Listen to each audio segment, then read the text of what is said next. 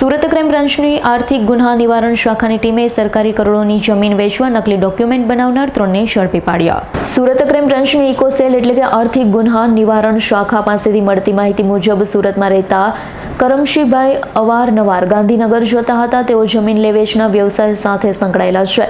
આ વચ્ચે તેમનો પરિચય લક્ષ્મણ ગાયડનાથ યોગી સાથે થયો છે। તેણે પણ જમીન દલાલીનું કામ કરે છે। ત્યારબાદ એક પછી એક કરી તમામ 6 આરોપીઓ કરમશીભાઈના સંપર્કમાં આવ્યા। 6 આરોપીઓએ મળી કરમશીભાઈને સરકારી જમીન સસ્તામાં અપાવવાની લાલચ આપી હતી। આ ટોળકીએ વેપારીને વિશ્વાસના લેવા ગુજરાત સરકારના મહેસૂલ વિભાગ, સુરત જિલ્લા કલેક્ટર કચેરી અને અન્ય સંબંધિત સરકારી વિભાગોના નામના બનાવટી લેટર હેડ, ખોટા સિક્કા, અધિકારીઓની બોગસ સહીવાળા પત્રો તૈયાર કર્યા હતા। આવા પત્રો એવા આબેહૂબ બનાવવામાં આવ્યા હતા કે પ્રથમ નજરે તે અસલી સરકારી દસ્તાવેજો જ લાગે। આ પત્રમાં એવો ઉલ્લેખ કરાયો હતો કે સદર હું જમીન ફરિયાદીના નામે તબદીલ કરવાની પ્રક્રિયા ચાલુ છે અથવા જમીનનો કબજો સોંપવા બાબત જેવા ભ્રામક સરકારી લખાણો હતા।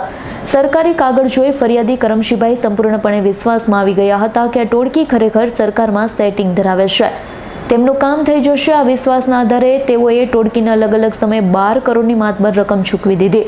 જોકે વેપારીના આ ટોળકી ઠગ હોવાનો અહેસાસ થતા મામલે ક્રાઇમ બ્રાન્ચમાં ફરિયાદ નોંધાવી।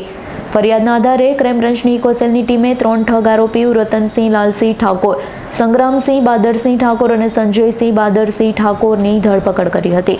Bureau report, S9 news, Surat. અમારી તમામ માહિતીથી અપડેટ રહેવા માટે જોડાયેલા રહો S9 ન્યૂઝ સાથે।